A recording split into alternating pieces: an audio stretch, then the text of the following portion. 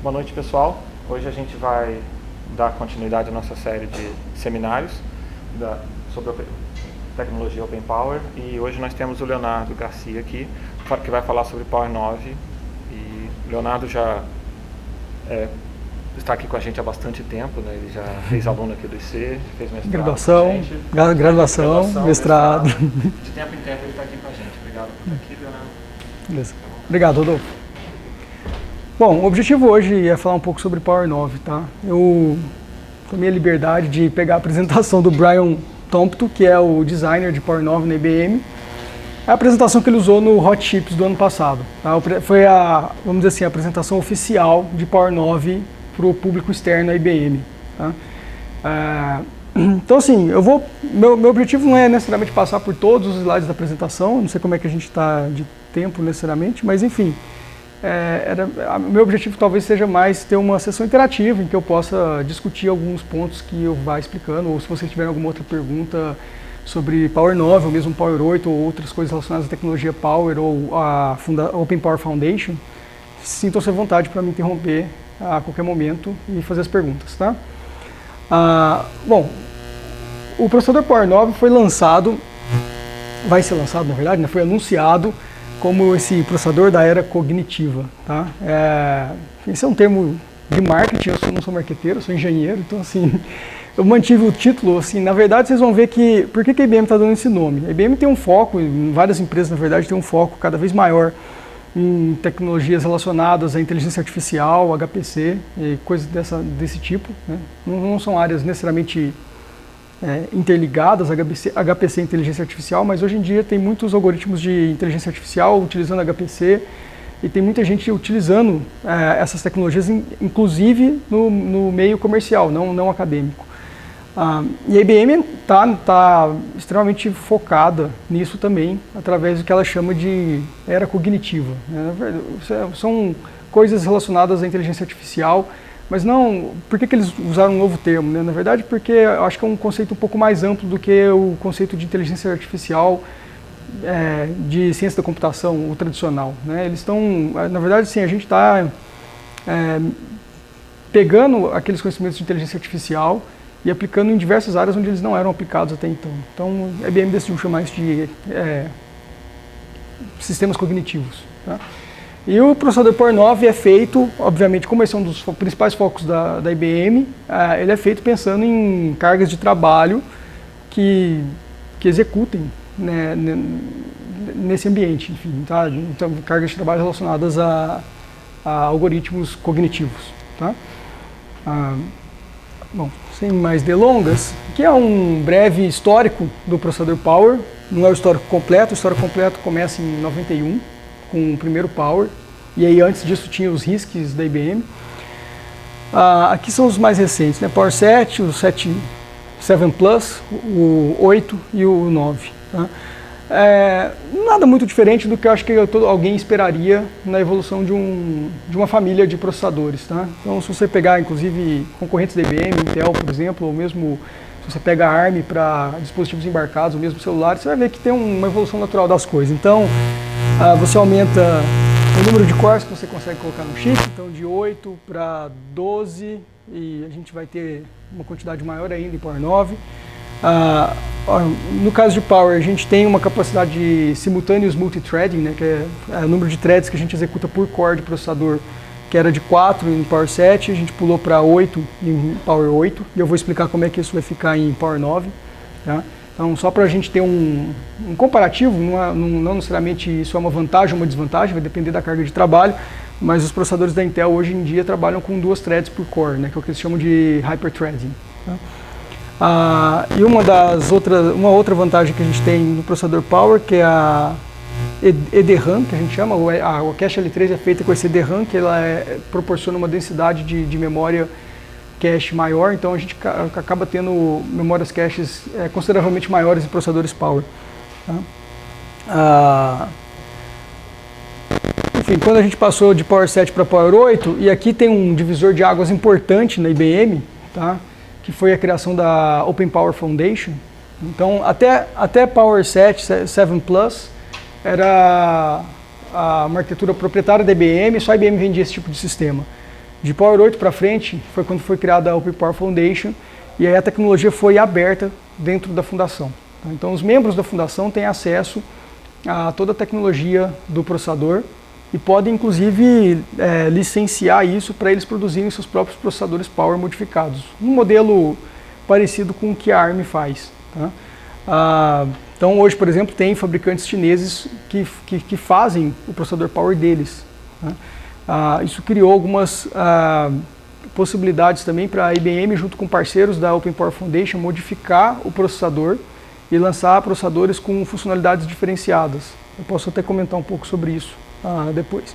Então com o Power 8 houve essa mudança, então a gente vai começar a ver Power 8, talvez isso não seja muito nítido, mas a gente vai ver que com o Power 9 isso é bem mais nítido, enfim, como fazer o processador ser útil para diferentes cargas de trabalho e para diferentes tipos de parceiros ou de clientes usando diferentes tipos de algoritmos. Tá? E por que isso é importante? Porque hoje em dia, e acho que isso não é segredo para ninguém que estuda um pouco de arquitetura de computadores, a evolução do processador de propósito geral, especificamente, está estagnada, né? Em termos de aumento de performance ou aumento de silício na mesma área, a lei de Moore já não consegue ser seguida mais. Né? A gente não consegue aumentar a capacidade de processamento de uma geração para outra, de dobrar a capacidade de processamento de uma geração para outra como conseguia antigamente. Então, todas as empresas estão procurando alternativas de, bom, como é que eu consigo, ainda assim, entregar maior valor de processamento para os clientes, né, para os parceiros, sem ter que, necessariamente, esse valor agregado de processamento estar disponível dentro do processador, porque hoje em dia isso já não é tão fácil de se obter. E com o Power 8, a IBM lançou duas tecnologias, junto com o Power 8, já bem casadas com a fundação, com a Open Power Foundation, que foi o CAP e o barramento de interligação com as GPUs da NVIDIA. Tá? Então, tanto a NVIDIA faz parte da Open Power Foundation e vários outros parceiros que produzem, por exemplo, FPGAs, também fazem parte da Open Power Foundation. E o que a gente desenhou dentro do processador Power foi uma maneira de explorar de forma mais proveitosa a interação entre esses dispositivos externos ao processador, mas que em muitos casos entregam um diferencial de processamento importante para alguns algoritmos. Né? Bom, GPU acho que é um caso bem conhecido, mas FPGA tem sido cada vez mais explorado também. Então, no caso das GPUs, foi através do barramento NVLink, proprietário da NVIDIA. Então, assim, como o processador Power agora pode ser modificado, a IBM lançou uma versão específica do processador Power com suporte NVLink. Então, além do controlador PCI, que geralmente já tem dentro do processador, tem também um controlador de NVLink, que é um barramento proprietário da NVIDIA. Então, é o mesmo Core Power 8, mas o desenho do chip é um pouco diferente. Ele consegue controlar esse barramento da NVIDIA e se comunicar com as GPUs da NVIDIA através desse barramento. Hoje, Power é a única plataforma disponível com esse barramento implementado. A NVIDIA vende servidores de HPC dela, só que os servidores da NVIDIA são x86, eles não implementam um NVLink. Eles usam a PCI Express entre a CPU, a memória da CPU e a memória das GPUs. Eles usam o NVLink entre as GPUs, mas da CPU para GPU não. No caso de Power, a gente tem o NVLink da CPU para GPU também, o que traz um ganho de performance, de desempenho considerável. A taxa de transferência do NVLink, dessa primeira versão do NVLink, é o dobro do PCI Express. Tá? E eu tenho visto clientes usando isso e o ganho de desempenho realmente é considerável. O CAP é eu não vou lembrar exatamente o que significa a sigla, mas enfim, lembra? Bom, enfim. CAP é um barramento de consistência de memória, Coherent Accelerator Processor Interface, é isso.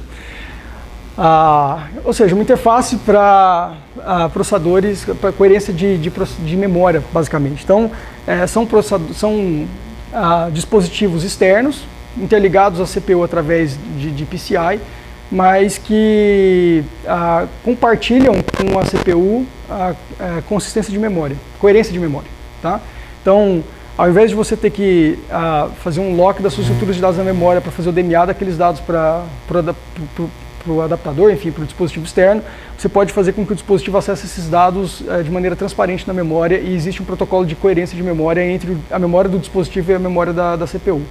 E com isso você consegue também maior desempenho de taxa de transferência, além de facilitar muito alguns tipos de processamento com acesso à memória do GPU. Protocolo específico é utilizado ou é mais de um que é suportado? Então tem uma biblioteca que permite com que você trabalhe com o CAP diretamente, tá? Eu não sei detalhes de implementação de como é que é feito. Você sabe, Rafael? Eu não sei. Eu sei que tem uma biblioteca que facilita e aí cada dispositivo tem uma maneira de se comportar específica, né? Então eles estão usando, por exemplo, que eu já vi, tá? Tem dispositivos para interligação de FPGAs, isso existe. Então a FPGA você consegue programar uma FPGA com um algoritmo específico e acessar os dados direto da memória. E uma aplicação bem recorrente é FPGAs com, na verdade, sim, é uma FPGA, mas a FPGA está no meio do caminho por um outro motivo, na verdade. É um dispositivo externo com com bastante memória flash e você pode usar ele como uma memória adicional à sua máquina. Tá? Então a IBM inclusive vende um produto, eu não me lembro agora de cabeça, eu acho que são 40 terabytes de flash e um FPGA controlando esses 40 terabytes, mas na verdade o que você quer com isso é simplesmente falar que a memória da sua máquina na verdade é 40 terabytes. Tá? De forma que, por exemplo, você consiga ter algumas aplicações com um banco de dados em memória que podem se aproveitar bastante disso. Ela acha que ela tem 40 terabytes para executar e ela ocupa todo esse espaço. Considerando hoje em dia a penalidade que você tem para acessar uma flash, não é uma ideia tão ruim, na verdade. Dependendo do caso de uso, obviamente, que você tem. Bom, e passando para Power 9 agora, enfim, além da diminuição no tamanho do transistor, das coisas meio padrão, a gente vai ter modificações também no Core, tentando atacar essas cargas de trabalho relacionadas à inteligência artificial, HPC. Tá? Vai ter uma distinção que já existia em Power 8, mas vai ser maior ainda em Power 9 entre processadores de scale-up com processadores de scale-out. Então, o que é isso? Power, principalmente de Power 7 para trás, é uma plataforma, assim como a maior parte das plataformas de servidores de grande porte da IBM, uma plataforma focada em grandes cargas de trabalho, em clientes grandes. Então são máquinas gigantescas, geralmente. Então você está falando aí de mais 1000 cores de processamento numa máquina só, terabytes de memória numa máquina só. Com o Power 8 e a mudança que ocorreu com a Open Power Foundation, a gente obviamente continuou vendo esse lado do mercado que é tradicional da IBM, dos clientes grandes. A gente começou a atacar também o mercado de cloud, que é onde está a maior parte de interesse dos parceiros da Open Power Foundation, que é o mercado de scale-out. Então tem servidores com características diferentes para esse mercado. Geralmente são servidores menores, com menor quantidade de memória, de forma que você possa ter milhares deles no data center e distribuir sua carga de trabalho em todos esses servidores. Então em Power 8 já tinha essa diferenciação, a gente tem tanto as máquinas grandes quanto as máquinas menores. Em Power 9 essa diferenciação vai ser maior ainda, eu vou mostrar daqui a pouco. Tá? E continua todo aquele esquema que eu falei de barramentos específicos para aceleramento de computação em dispositivos externos e tudo isso. Tem uma evolução de Power 8 para Power 9 nesse sentido. Bom, acho que eu já comentei sobre o que está aqui. O objetivo são esses algoritmos de inteligência artificial, cognitive, né, computação cognitiva, análise de grande quantidade de dados. Inclusive aqui a gente vê SAP HANA, DB2Blue são bases de dados em memória, naquele esquema que eu falei, a base de dados está toda em memória. HPC é um foco também, e aí nesse ramo especificamente, a IBM está desenvolvendo 2 supercomputadores que foram parte de uma licitação do governo americano, do Departamento de Energia do governo americano, que chama Coral. E o Coral, na verdade a licitação era para 3 supercomputadores, mas uma das regras da licitação é que não podia ter só um ganhador para os 3. Então a IBM ganhou 2 e um concorrente da IBM ganhou o outro. E a ideia do Coral é que a primeira coisa, tem que ser um supercomputador feito com máquinas que são vendidas, máquinas de varejo. Enfim, não é bem varejo assim, porque você não vai numa loja comprar, mas máquinas de varejo, qualquer um poderia comprar. Com dispositivos de varejo também. Então, GPUs que estão disponíveis no mercado para outras empresas comprar, placas de rede que estão disponíveis no mercado para outras empresas comprarem. E quando a IBM ganhou a licitação, na verdade, foi um dos motivadores também do desenvolvimento de Power 9 e dessa plataforma Scale Out. Então, como eu falei, enfim, quando você faz um supercomputador desse tamanho, você está pensando em milhares de máquinas fazendo processamento distribuído, isso é uma arquitetura Scale Out. Não a arquitetura Scale Up que a IBM estava bastante acostumada. Tá? A IBM já fez outros supercomputadores com plataforma, com processadores da família Power, mas geralmente eram processadores criados especificamente para aqueles supercomputadores. Então, o Blue Gene, por exemplo, tem um core que é da família de processadores Power, mas ele é um core específico do Blue Gene. Ele não é o mesmo core que você comprava nas máquinas Power 5, por exemplo, na época. No caso do Coral, ele vai usar exatamente o mesmo Power 9 que vão estar nas máquinas que os clientes vão usar. A mesma GPU que vão estar nas máquinas que os clientes vão usar, as mesmas placas de rede. Esse é o objetivo. Bom, Cloud, eu já comentei um pouco também, que era um dos outros objetivos de Scale Out. E a gente vai ver que tem algumas coisas especificamente voltadas para Cloud, de redes, de interconexão de redes. E manter, obviamente, o mercado tradicional da IBM de Enterprise, né, que são os sistemas grandes. Tá? Então, aí você roda bases de dados tradicionais, como DB2, Oracle, mesmo SAP tradicional, com a virtualização proprietária da IBM, que é o Power VM. Tá? Aqui em cima você vai ver que, obviamente, quando você fala de HPC, não tem virtualização envolvida, mas para Cloud, por exemplo, aqui a gente está usando o KVM, que é o padrão de mercado para Cloud. Tá? Alguma pergunta até agora? Bom, vamos lá, funcionalidades do processador. Essa aqui é uma foto do processador. Então a gente já vê aqui de cara, a gente lá no Power 8, a gente tinha 12 cores por chip, né? Esse daqui tem 24, certo? Então um dobro. E aí eu vou explicar no próximo slide se é 24 ou 12, a gente vai... Esse aqui é a foto do processador Scale Out, tá? Então ele vai ter 24 cores. Tem uma nova Instruction Set Architecture que foi definida para esse processador, então a ISA 3.0. Essa ISA é aberta, completamente aberta, então você pode entrar no site da Open Power Foundation e fazer o download dela. Tá? Ele vai ter 4 threads por core nesse modelo, então no processador Power 8 eram sempre 8 threads por core, esse modelo especificamente vai ter 4 threads por core. Tá? Alguém vai falar assim, então vai cair a capacidade de processamento. Isso é relativo. Na verdade, chegou-se à conclusão de que muitos workloads não conseguem se utilizar de 8 threads por core. Tá? Os workloads Enterprise, geralmente sim, as empresas fazem bastante trabalho de melhora de desempenho nos algoritmos e nos produtos para aproveitar essa capacidade de processamento. Mas também não tem muita mágica. A gente tem que pensar que no Intel, por exemplo, você pode rodar com 1 ou 2 threads. A quantidade física de hardware que você tem é a mesma. Então, se você está rodando 2 threads, você está dividindo aquele hardware por 2 threads simultâneos. Em Power não era diferente. Se você está rodando 8 threads, na verdade, a quantidade de hardware física do core é a mesma. Então, você está dividindo ela com 1, 2, 4 ou 8 threads. Então, para você usar as 8 threads de maneira eficiente, você tem que ter um negócio bem focado para usar aquelas 8 threads. Então, além disso, nos workloads de cloud, muitas vezes, a maior parte das máquinas virtuais que você tem são máquinas pequenas, que não tem muitos processadores. Então, não tem muita vantagem você executar necessariamente muitas threads no mesmo core se os seus clientes não estão aproveitando disso. Talvez seja mais vantajoso você ter muitas máquinas executando em cima do mesmo processador, em cima do mesmo chip, não o contrário. Né? Enfim, ter a capacidade de ter máquinas grandes executando.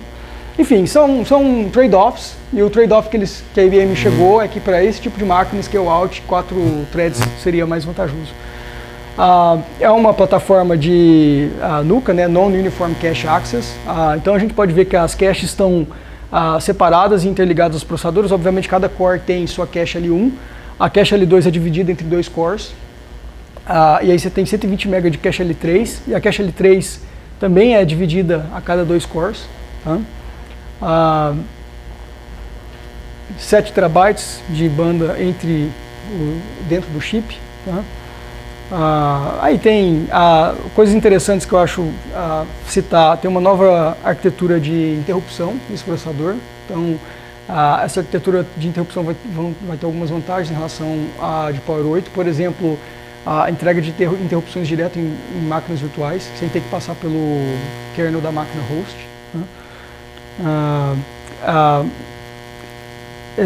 Secure Boot, Trusted Boot, é outra coisa que está sendo pensada dentro da plataforma.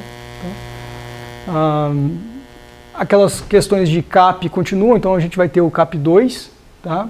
Baseado em PCI Express Gen 4, então geração 4 do barramento PCI, no Power 8 era a geração 3. Tem também uma nova versão de CAP específica de Open Power, com a interface completamente aberta. Tá? Então, CAP 2 e o CAP original de Power 8, apesar de os parceiros conseguirem, obviamente, ver a especificação e desenvolver hardware para esse barramento, era uma tecnologia proprietária da IBM. Tá? A especificação era aberta, mas a tecnologia era proprietária da IBM. Vai ter um novo CAP, que a gente está chamando internamente de Open CAP, que vai ser mais aberto para que mais pessoas possam utilizar dele. A NVIDIA construiu o NVLink 2, que vai ter o dobro de banda do NVLink atual e coerência de memória, pelo menos essa é a promessa. Tá? Então a gente vai ter coerência de memória, assim como a gente tem no CAP também, né, com a GPU, com a memória da GPU. Bom, o resto... 25 GB de interface com os SMPs, não tem... Bom, 8 bilhões de transistores, esses números são números. Tá? Então essa é a ideia. Aqui eu vou falar um pouco sobre a diferenciação de scale out e scale up, que eu falei que vai se tornar mais maior ainda, no caso de Power 9. Tá? Como é que o processador foi desenhado? Vão ter dois tipos de cores. Tá? Um core com 20... Desculpa, vão ter dois tipos de cores, que vai significar que a gente vai ter dois tipos de chips, na verdade. Um desses tipos de chip vão ter 24 cores com SMT4 e o outro vão ter 12 cores com SMT8, bem parecido com o desenho de Power 8. Tá? No fundo, e tem isso mais para frente na apresentação, o que a IBM está fazendo é o seguinte.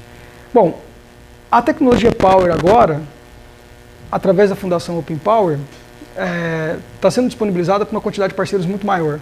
Então é interessante que você faça um processador que possa atender mais gente. Então eles fizeram uma coisa modular. Na verdade, eles desenvolveram uma unidade de execução em hardware, que é chamada de slice, se não me engano, tem no slide para frente, eles chamam de slice. Dois slices juntos formam um core com SMT4. Tá? Então assim, se você vê o desenho, e a IBM não está falando sobre esse chip agora, dessa forma como eu vou comentar, mas nada impediria alguém de fazer um chip com um core que tem um slice só. Tá? E ele teria provavelmente SMT2. E é a metade do hardware disponível num desses cores Power 9. Se o parceiro quiser fazer isso, ele provavelmente vai conseguir fazer sem maiores problemas. O desenho do chip foi feito, do core foi feito de forma que ele possa escalar dessa maneira. E o que a IBM está fazendo é que no produto Enterprise dela, ela está juntando 4 slices num core só. A gente chama de fused cores, na verdade. É como se tivesse dois cores trabalhando em conjunto. Tá? Se você olhar no desenho anterior, essas caches já são compartilhadas entre dois cores. Então, no fundo, é como se isso aqui fosse uma unidade de processamento inteira. Tá? Não vai ser configurável, o processador vai sair de fábrica já de uma maneira ou de outra, mas vai existir essa opção. Tá? Vai usar DDR4, tá? Então vai ter 8 portas DDR4. E aí a gente tem, então, o que eu falei, né, os processadores otimizados para scale out e daí os processadores otimizados para scale up. Note que em scale out, por exemplo, a gente vai ter as memórias atachadas, enfim, conectadas diretamente com o processador, como é um DDR4 normal, um x86, e como já tem algumas máquinas Power 8 assim. Nas máquinas scale up, que é um outro tipo de carga de trabalho, a gente tem as memórias bufferizadas, que a gente chama. Então tem uma cache L4, na verdade, no meio do caminho ainda. Tá? Então aqui, se você olhar, por exemplo, a gente tem aqui, no caso das máquinas Scale-Out, a memória DDR. Aqui a gente tem esse chip Centaur, que é o chip de buffer de memória da memória L4 da IBM. Tá? Os links do NVLink de 25 gigabits por segundo, tá? E os links internos do SMP, que são a conexão entre diferentes sockets em 16 gigabits por segundo. Note que nada impede você de usar um chip desse com 12 cores SMT8 numa máquina Scale-Out e nem o contrário, tá? Eu só estou falando que o propósito inicial que a gente pensou não é esse, mas se houver aplicação, nada impede que isso seja feito.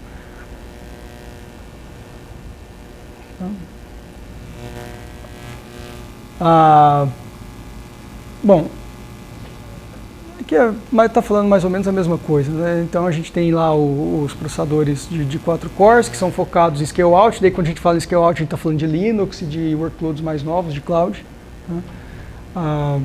E aqui os workloads de Power VM, que é o virtualizador da IBM. Aí você entra com Linux também, mas também entra IX, que é o Unix da IBM, iOS, que é outro sistema operacional que a IBM tem.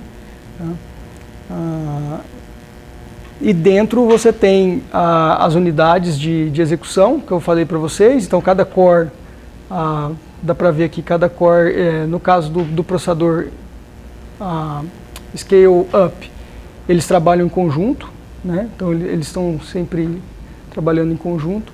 E aqui, se vocês verem, o desenho é basicamente o mesmo, só que você dobra lá o tamanho, só isso. Tá? Mas aqui você entra com 6 instruções por ciclo, lá você entra com 12 instruções por ciclo, aí você tem o dispatcher, que é o dobro no caso do SMT8. No fundo é como eu falei, eles pegaram 2 cores, colocaram um do lado do outro e fizeram eles trabalhar juntos. Tá? Aí tem algumas melhorias de Instruction Scheduling, obviamente, Branch Prediction, são algumas coisas que às vezes pegam em Power, que são trabalhadas, obviamente, para melhorar o desempenho. Vai ter uma unidade de floating point maior, que é o dobro da capacidade da unidade de Power 8, enfim, essas coisas. Tá? Aqui ele está falando um pouco dos slices, que é aquilo que eu comentei brevemente antes. Tá? Então, no caso do Power 8, a gente tem um core, vamos dizer assim, gigante, entre aspas. Você tem suas unidades lógico-aritméticas todas aqui dentro desse core. Tá? No caso de Power 9, a gente vai ter 2 desenhos, e daí eles, como eu comentei antes, você tem um slice, tá? Que tem todas as unidades de execução desse slice. Algumas estruturas são compartilhadas, então, né, a unidade de lógica, de floating point são compartilhadas. Mas a parte de execução, o FET e decodificação de instruções, ela é isolada.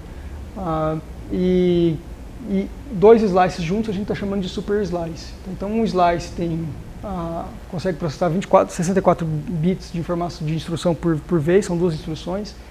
Um super slice conseguiria processar 4 instruções. Você coloca um super slice, você tem a máquina Scale Out. Quando você coloca 4, na verdade 2 super slices, que seriam 4 slices, você forma um SMT8. Tá?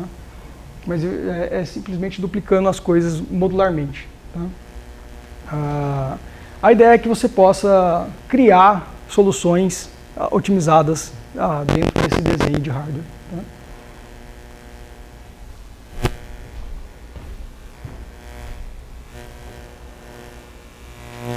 Falando um pouco do processador, da arquitetura do processador, uma das modificações em relação ao Power 8 é que o pipeline ficou 5 estágios menor. Então você tinha um pipeline, não vou lembrar de cabeça, mas enfim, nem vou contar aqui, mas enfim, esse é o pipeline de Power 8, o pipeline de Power 9 ficou consideravelmente menor. Com isso a gente espera ter uma performance de um throughput maior de instruções, então o pipeline está 5 ciclos menor. Além disso, algumas modificações foram feitas com Branch Prediction, que eu já tinha comentado. Removeu o grupamento de instruções, então, teoricamente, o decode das instruções está mais rápido. Tem fusão de instruções, então tem várias instruções que são executadas num ciclo só. Completa até 128 instruções por ciclo, na verdade, isso no caso do super slice, né, que eu estava comentando. Então você vem aqui ele consegue fazer o dobro do outro caso, ou 64 instruções por ciclo no SMT4.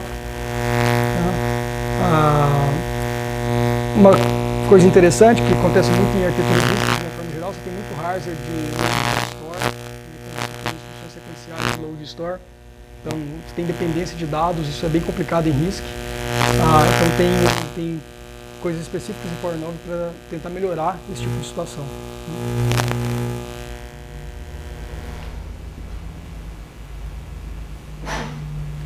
Bom, aqui tem mais alguns números, então 32K de instruction cache, A2A, 8 instruções, FET de 8 instruções por vez, decode de 6, uma execução de um branch por vez. Enfim, não quero também ficar lendo o slide, mas esse slide está disponível, eu posso também mandar e disponibilizar para vocês. Tem unidade de fotografia, tem unidade de float point de quádrupla, tem unidade de decimal float point, que é um negócio que, não sei se todo mundo aqui já ouviu falar, mas a Power já tem só algumas gerações de processador, são unidades que fazem contas em números decimais mesmo. Eles querem isso, porque senão você perde com arredondamento de binário lá nos últimos centavos dos números e eles perdem dinheiro com isso. Então, na verdade, a gente provavelmente perde dinheiro, mas enfim, eles devem arredondar sempre vantajosamente para eles. Mas o fato é que bancos geralmente gostam de fazer contas com números decimais, mesmo em hardware, em eletrônicos, que geralmente são binários, então tem hardware específico para contas em float point decimal. E aí, unidades de inteiro, enfim, permutação, as coisas tradicionais.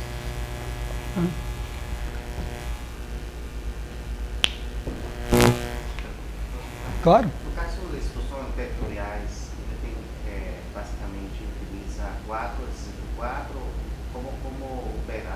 Assim, no caso, por exemplo, da Intel, você tem instruções para 256 bits. Uhum. Aqui, 256 bits na Intel nesses últimos processadores dela, né? No último, isso. Não, aqui a gente vai chegar em 128 agora. Tá? Eram 64 no Power 8, agora vai para 128. A Intel já está com 256, isso.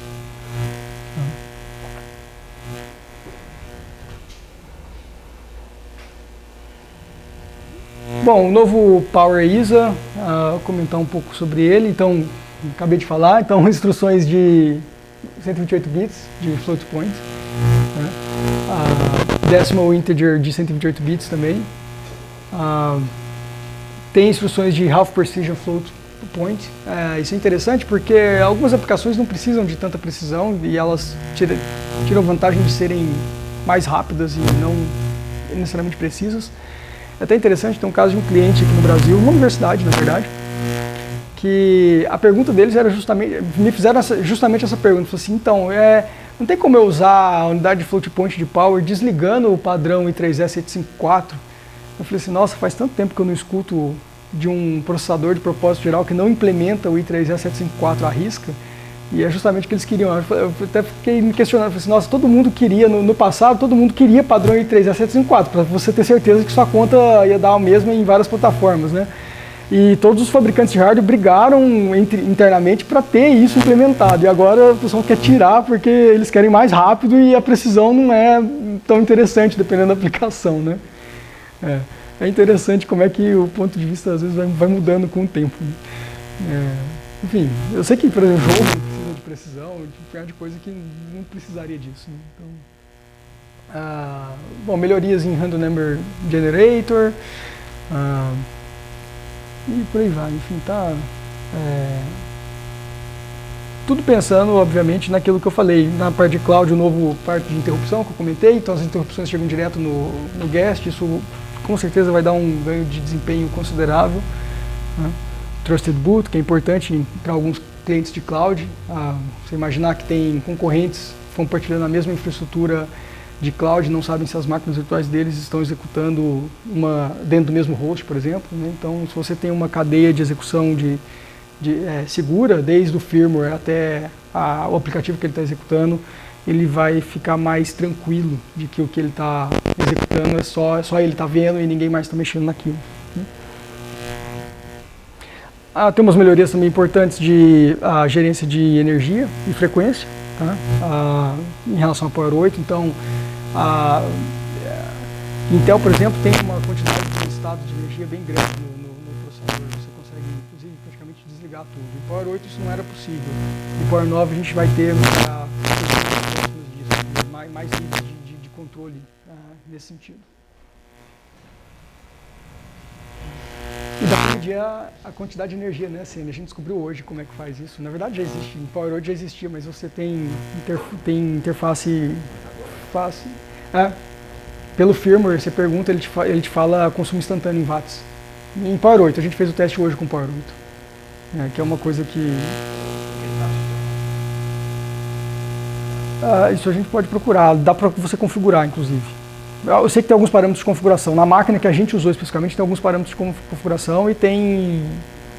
Agora, aí vai depender, porque tem as máquinas com FSP e tem as máquinas com BMC, né? Que eu não queria entrar, talvez, em muitos detalhes desse tipo, mas hoje em Power 8 a IBM tem dois tipos de máquinas. Então, as máquinas mais tradicionais, que tem o firmware da IBM tradicional, que roda em cima de um FSP, que é um Flexible Service Processor, e tem as máquinas com firmware aberto da Open Power Foundation rodando em cima de um BMC. E a interface de comunicação e gerência delas é diferente. Então eu já sabia que tinha para as máquinas com FSP, hoje a gente descobriu como pegar essa informação para as máquinas com BMC também. E eu vi na documentação que tem alguns parâmetros de configuração de frequência de amostragem e desse tipo. Enfim, a gente não chegou a detalhar isso. O cliente basicamente queria assim, eu quero fazer um pooling e ver quanto que ela está gastando instantaneamente. Enfim, e aí, quando você faz o pooling lá, ele devolve alguns valores instantâneos, a média, o mínimo, o máximo. Obviamente ele fez uma amostragem num período de tempo e te retornou aquilo, né?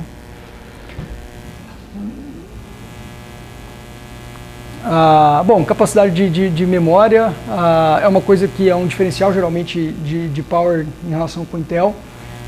Mesmo em Power 8, por exemplo, eu vejo que alguns algoritmos, e aí a gente entra de novo naquele negócio de HPC, inteligência artificial. HPC, muitas vezes, você tem algoritmos que precisam, obviamente, de grande quantidade de processamento por thread. E aí não tem como escapar, você precisa de ter uma thread rápida e pronto, acabou.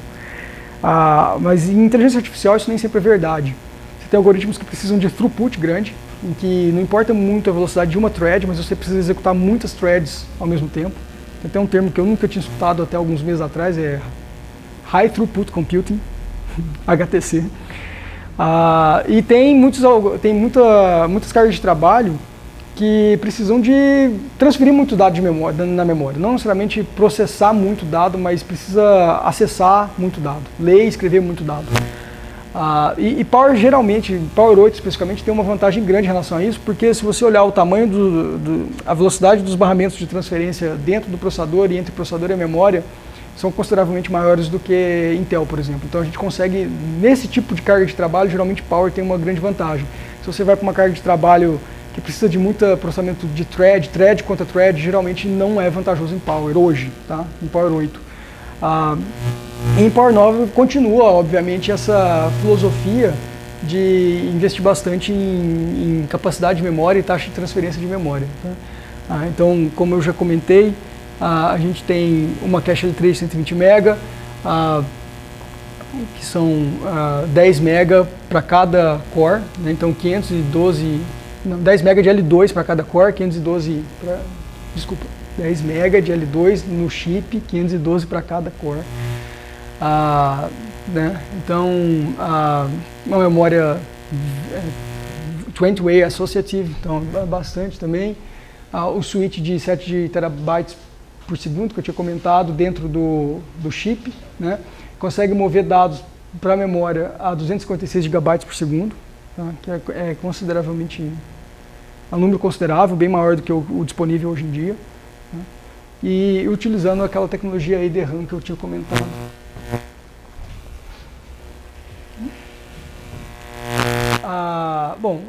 Sistemas de memória dual, acho que não tem muito segredo também. Então você tem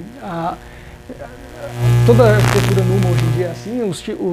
Os pentes de memória estão ligados a cores específicos dentro do processador, né? Então você tem uma quantidade de pentes de memória ligados nos cores dessa região, nos da região em cima, enfim, acho que é de 6 em 6, se não me engano. Consegue até 120 GB de transferência sustentada. A latência é bem pequena, é DDR4. Tá? No caso das máquinas Scale-Up, que tem o chip de memória bufferizada, o Centaur, você consegue chegar até 230 GB por segundo sustentável. Consegue 8 terabytes por socket, então essas máquinas escalam para... Hoje a gente está nas máquinas Scale-Up Power 8 em 64 tera de memória, se não me engano, uma máquina. Tá? Então aqui vai ser mais, vai ser 128 provavelmente ou mais. Tá? E por mais impressionante que seja, tem aplicações que usam isso numa máquina só. Assim, algumas bases de dados, enfim.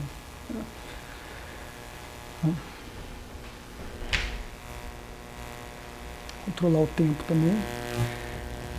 Performance por socket, eu não sei de onde saíram esses números, tá? Então, mas enfim, acho que é mais um prospecto. O 1 é Power 8, quanto que eles acham que vai melhorar para cada tipo de aplicação com Power 9. Tá? Então, é óbvio que é bem mostrar numa apresentação que ia ter ganho em tudo quanto é tipo de workload. Enfim, eu não sei exatamente de onde vieram esses números, como eles foram obtidos, que tipo de benchmark eles executaram. Tá? Mas a ideia é, obviamente, que você tenha ganhos de uma geração para outra. Não faria sentido. Falando um pouco dos aceleradores, o CAP, né, que foi o que eu estava comentando antes, a gente vai ter o CAP 2, tem o novo CAP, o Open CAP, o NVLink 2, PCI Gen 4, então assim tem um investimento grande em interconexão do processador com dispositivos externos, tá, na plataforma. E coisas interessantes que eu vejo, enfim, hoje você não tem isso em outras plataformas, então você não consegue explorar a coerência de memória entre dispositivo e CPU com Intel, por exemplo. O NVLink também não está disponível em Intel. E aí até me perguntaram, poxa, mas por que a Intel não quis então implementar o NVLink? Bom, a Intel é proprietária da tecnologia dela e tem um pensamento parecido com o que a IBM tinha também, eu não vou falar que não, mas assim, até PowerSet era tudo nosso. Então assim, esse tipo de coisa não entraria na IBM também. Vou fazer um barramento que é proprietário de outra empresa dentro do meu processador, não ia acontecer. Então assim, acho que a Intel deve estar obviamente trabalhando num CAP ou qualquer coisa parecida dela, enfim, e certamente deve estar desenvolvendo coisas, enfim, é o caminho a ser seguido, né? Mas acho que a vantagem aqui é que é uma coisa mais aberta, que todo mundo tem acesso através da Fundação Open Power, quem for obviamente parte do consórcio. A Unicamp é parte do consórcio da Fundação Open Power, para quem não sabe, né? E vai conseguir explorar essas coisas. Bom, o PCI Gen 4 vai ter 192 GB por segundo de transferência, né, 25 GB por link. Power 9 tem on-chip accelerators, então dentro do chip vai ter gzip, compressão 842 e AES SHA implementado no hardware. Então, 4.2, CAP 2, 4 vezes a banda de passagem que tem o CAP, usando o PCI 4, Gen 4. NVLink 2 também vai ter, acho que o dobro da banda do NVLink 1, então PCI, eu espero não estar enganado nos números, PCI Gen 3 é 40 gigabits por segundo, se não me engano, ou 40 gigabytes por segundo, eu não me lembro. NVLink 1 é 80, é o dobro, e o NVLink 2 acho que vai chegar a 160, em algumas apresentações que eu vi, né?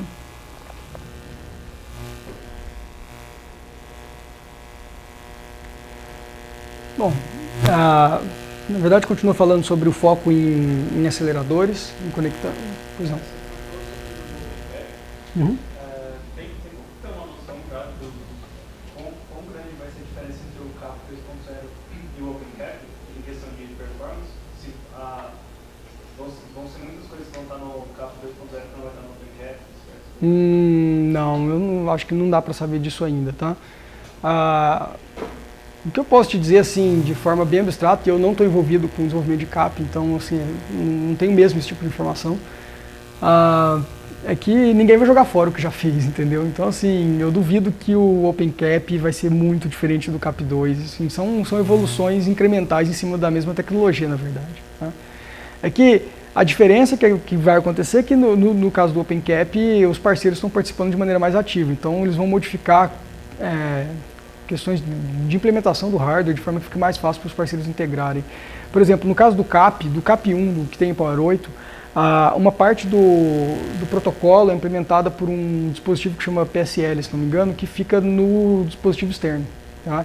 E esse PSL é proprietário da IBM. Então, por mais que você seja um parceiro da Open Power Foundation, esteja implementando um adaptador que vai funcionar com CAP, tem um pedacinho de hardware lá que veio da IBM para isso executar. Entendeu? Então, eu imagino que, por exemplo, esse tipo de coisa não vai ser mais fechado, vai ser aberto, esse tipo de, né? Vai ter, obviamente, discussão entre os parceiros para ver como implementar, mas dificilmente vão reinventar a roda nesse sentido, assim, de começar do zero. Vai provavelmente ser uma melhoria incremental em relação ao CAP e o CAP 2, enfim, vai ser sequencial.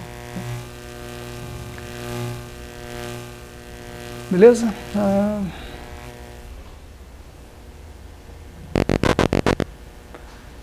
Bom, outra parte importante, obviamente, de Power 9, e eu venho falando muito sobre o Open Power Foundation desde o começo da apresentação, é o ecossistema. Enfim, tudo isso não vai funcionar. Hã? Eu não estou vendo, mas deve estar aqui mesmo, certamente. Não, no meio tem a quarta linha. Cima para baixo, louco. Aí, esquerda. Aqui. Unicamp. Viu? Eu não estava mentindo quando eu falei que fazia parte da fundação. Nem fui eu que fiz esse slide, como eu falei antes. Então, assim, a Fundação Open Power, não dá para falar mais de Power sem falar de Fundação Open Power. Tá? A IBM notou, e na verdade acho que é uma coisa meio óbvia, mas empresas grandes às vezes demoram para notar essas coisas, que sem o ecossistema a plataforma não ia sobreviver. Né? Então, assim, o modelo foi abrir a plataforma e tentar aumentar o ecossistema. Foi isso. Né? Então, a gente passou de 5 membros para mais de 200 nos últimos 3 anos, desde que a fundação foi criada, porque tem muita gente com interesse nesse tipo de plataforma. Enfim, não tem outra empresa, ou não tem outra fundação, no caso, hoje, disponibilizando uma plataforma de alto desempenho para servidores aberta dessa forma. Tá? Então, o pessoal fala muito de ARM. Legal, acho que a ARM é realmente uma alternativa bem interessante. Inclusive estão fazendo, tem projetos para fazer servidores com ARM. Na verdade, já tem alguns servidores ARM implementados e tudo mais. Mas quando você olha a capacidade de desempenho hoje ainda não é comparável com a capacidade que um Intel ou um Power consegue entregar. Tá? Não estou dizendo que eles não vão ter isso no futuro, eu até acho que eles vão. Mas eles ainda estão algumas gerações de chegar no mesmo nível de processamento que é entregue por outras plataformas hoje em dia. Tá? Na verdade, eu acho que quando eu vim aqui falar de Power 8, alguns anos atrás, a gente já falava de servidores ARM e assim, a coisa ainda não decolou completamente. Né? O problema é que é um mercado cada vez menor, né? A compra de hardware diminui com o passar do tempo. Assim, né? Quer dizer, a quantidade de clientes comprando hardware diminui, na verdade. Então, quem compra hardware hoje em dia são os cloud providers, os grandes cloud providers. Então, tem cada vez menos clientes comprando hardware. E aí você tentando crescer uma plataforma num cenário comercial em que a quantidade de dinheiro circulando diminui é complicado. Bom, é isso. Bom, tem muito parceiro. E tem muito parceiro na China. Vocês vão ver que a China tem um especial interesse pela Open Power Foundation por questões políticas e comerciais. Né? Então, é bem interessante. Não é agradável para empresas chinesas, por exemplo, comprarem tecnologias proprietárias que elas não podem saber exatamente como funcionam, se elas podem eventualmente estar vazando informações para outro governo.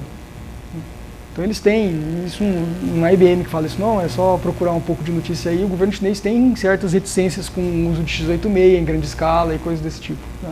Ou mesmo software americano, tem muita empresa americana que não trabalha na China, então tem uma série de restrições. A China tem projetos de processadores, de servidores próprios, locais, mas, de novo, não é um negócio que se constrói de uma hora para outra. Demora anos e anos para você chegar numa arquitetura que tenha desempenho considerável para atender a demanda. Tanto que a China continua usando muito x86, senão eles teriam parado de comprar e falado assim, não vou usar, sei lá.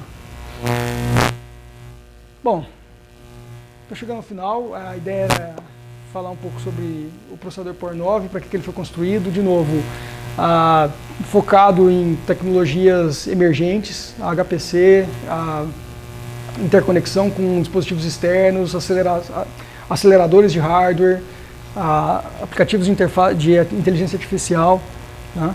Então computação heterogênea, então é isso. Feito para ser aberto através da Open Power Foundation, então a gente consegue notar que desde o desenho do core ele é feito para ser modular, para atender diversos tipos de clientes, de usuários. E é isso. Alguém tem alguma pergunta?